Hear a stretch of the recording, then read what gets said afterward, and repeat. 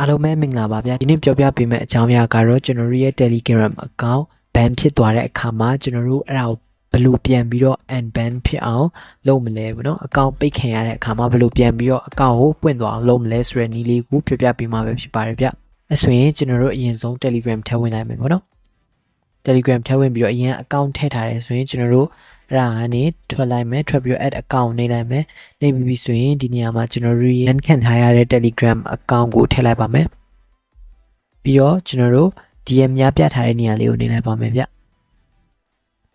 နေပြီးဆိုရင်ဒီနေရာမှာဒီလိုပေါ်လာမယ်ပေါ့နော်အဲဆိုရင်ဒီနေရာမှာကျွန်တော်တို့ရဲ့ phone number မှန်စစ်ခိုင်းတာဖြစ်ပါတယ်ကျွန်တော်တို့ရဲ့ phone number မှန်တယ်ဆိုရင် yes လေးကိုနေလိုက်လို့ရပါတယ်ကျွန်တော်တို့ phone number ပြင်စရာရှိရဆိုရင်ဒီရဲ့ edit လေးကိုနေပြီးတော့ phone number ကိုပြန်ပြီးတော့ပြင်လို့ရမှာဖြစ်ပါတယ်ဗျအဲဆိုရင်ဒီမှာပေါ့နော် sorry this phone number is banned ဆိုပြီးတော့ဒီလိုလေးပေါ်လာမှာဖြစ်ပါတယ်အဲဆိုရင်ကျွန်တော်တို့ဘာလို့နေမလဲဆိုတော့ဒီနာလေးက help လေးကိုတစ်ချက်နေလိုက်ပါမယ်ဗျ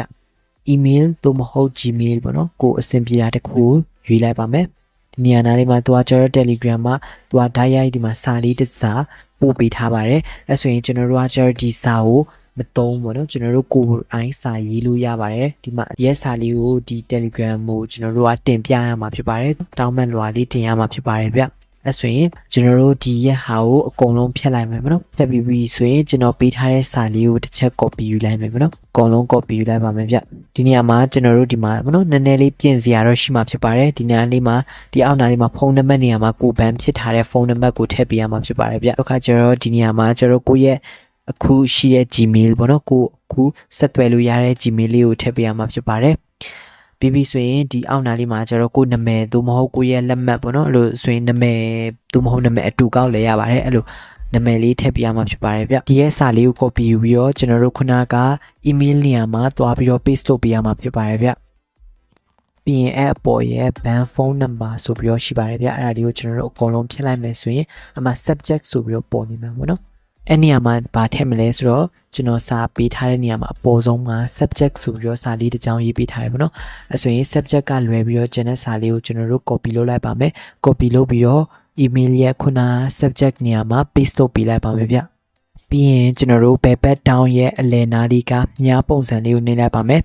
နှိပ်လိုက်ပြီဆိုရင်ကျွန်တော်တို့ရဲ့ email က Telegram team ထဲကိုရောက်သွားပြီပေါ့နော်